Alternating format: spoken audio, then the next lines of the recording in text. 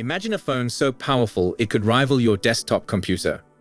A camera system so advanced it makes today's flagship phones look outdated. And display technology that can literally hide your screen from anyone trying to peek at your messages. This isn't science fiction. This is what we might see with the Samsung S27 Ultra.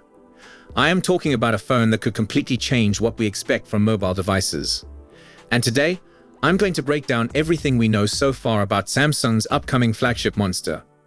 From the rumored release date to the jaw-dropping processor speeds that could hit 6 GHz.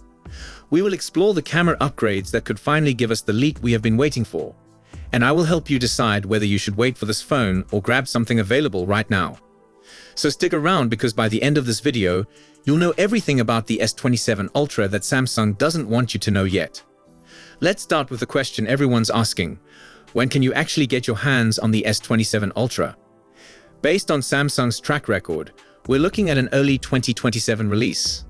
Samsung has been pretty consistent with their timing over the years. They typically unveil their Galaxy S flagship series in February during their Unpacked events. So mark your calendars for February 2027. That's when we expect Samsung to pull back the curtain. The S27 Ultra will likely share the spotlight with its smaller siblings, the S27 and S27 Plus. This gives us roughly a year to save up and decide if we want to make the jump. Now let's talk about what this phone might cost you. Here's where things get interesting, and maybe a little concerning for your wallet. Samsung made some pricing moves with the S26 series that caught people's attention. They bumped up the prices for the regular S26 and S26 Plus models. But here's the thing, they kept the starting price of the Ultra the same as the previous year. Although if you wanted more storage, you did have to pay more than before. For the S27 Ultra, Samsung might stick with the same pricing strategy. But honestly, it's way too early to know for sure. What we do know is that Samsung is aware that people are becoming more price sensitive. So they might try to keep the base model at a competitive price point. Let's move on to what might be the most exciting part, the camera system. The S26 Ultra left some camera enthusiasts feeling a bit disappointed. Samsung didn't bring as many hardware upgrades as people were hoping for. But it looks like the S27 Ultra could be where Samsung makes up for that. We are hearing some really interesting rumors from reliable sources. A tipster called Digital Chat Station, who has a solid track record, shared some juicy details. According to them, Samsung is working on a completely new main sensor. This sensor is called the ISOCELL HPA, and it's significantly larger than what we have now. We are talking about a 1.12-inch sensor size. Now, why does sensor size matter? A larger sensor can capture more light, which means better photos, especially in low light conditions. Here's what the complete camera setup might look like. The main camera could keep the 200 megapixel resolution, but use this new, larger sensor. There's a 50 megapixel ultra-wide camera for those sweeping landscape shots. A 50 megapixel zoom camera for getting closer to your subjects. A 10 megapixel camera with 3x optical zoom for moderate zoom needs. And a 12 megapixel front-facing camera for all your selfies and video calls.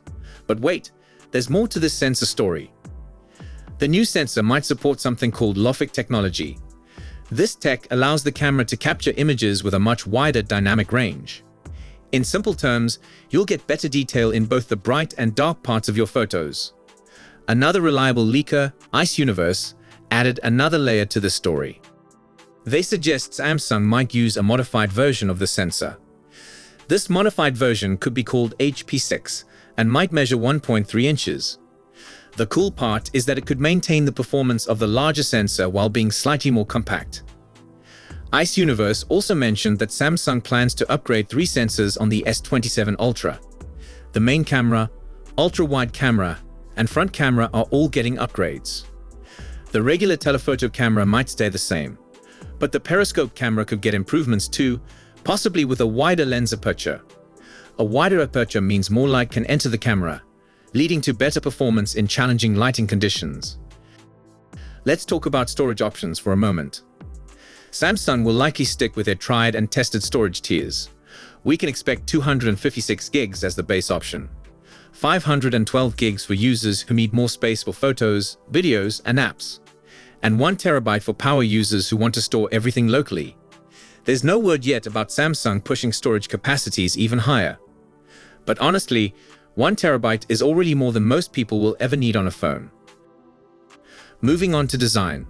This is where things get a bit uncertain. It's still very early, so we don't have concrete leaks about how the S27 Ultra will look. The S26 Ultra made some design changes by adding a camera island. This made it look more similar to the rest of Samsung's flagship lineup. There are some early rumors that caught my attention though. Some sources suggested Samsung might remove the S Pen from the S27 Ultra, but these rumors might not be accurate.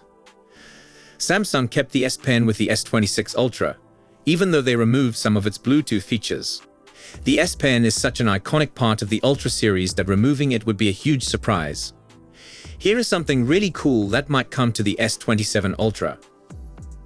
There are rumors about a new authentication system called Polar ID. Think of it like Apple's Face ID, but without needing a big notch or cutout on the screen. Polar ID would supposedly be able to tell the difference between a real person and any kind of mask or fake face. It would also work perfectly in complete darkness thanks to special sensors. This could make the phone much more secure while keeping the clean screen design we all love. Now let's discuss the display, which has always been one of Samsung's strongest points. Galaxy phones are famous for having some of the best screens in the industry. The S27 Ultra will likely continue this tradition. We expect Samsung to keep the same 6.9-inch screen size.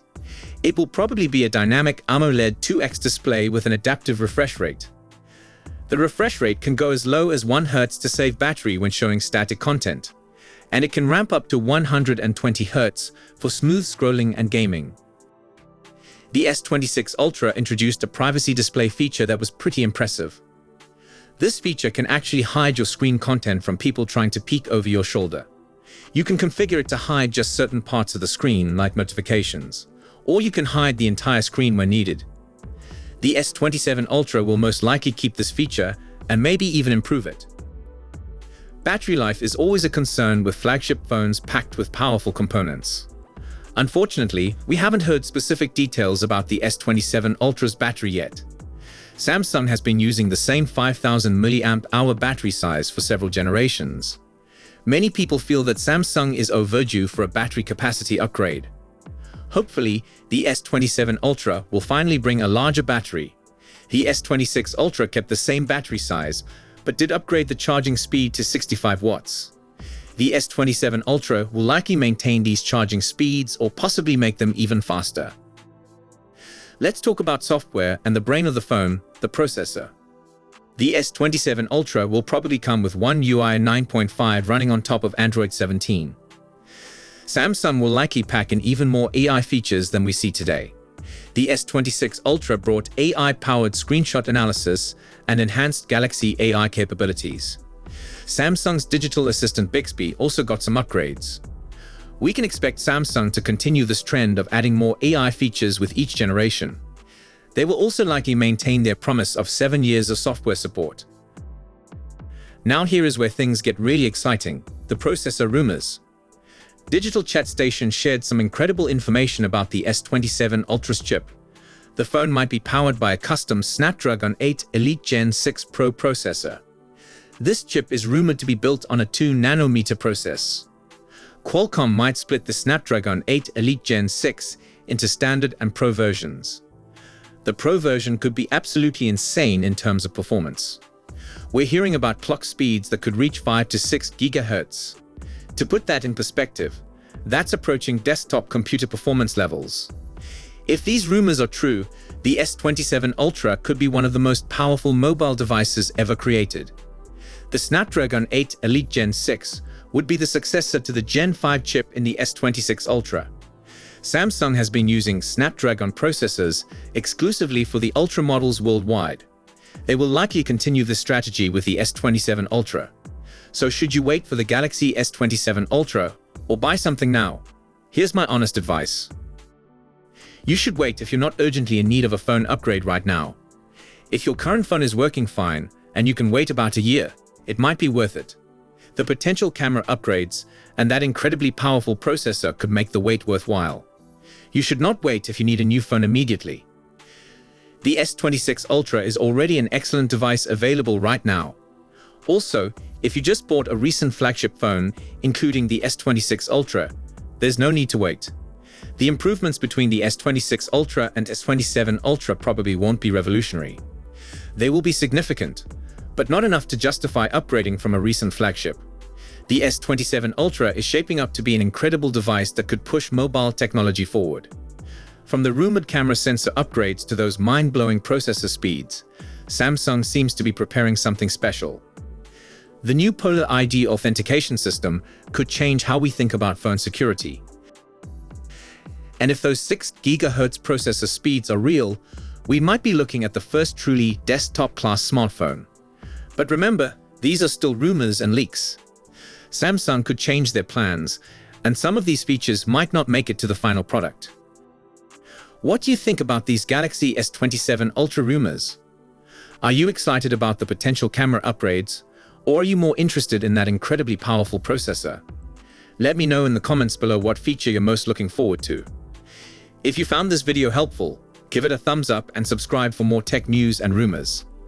And don't forget to hit that notification bell so you don't miss any updates about the Galaxy S27 Ultra as more information becomes available. Thanks for watching, and I will see you in the next one.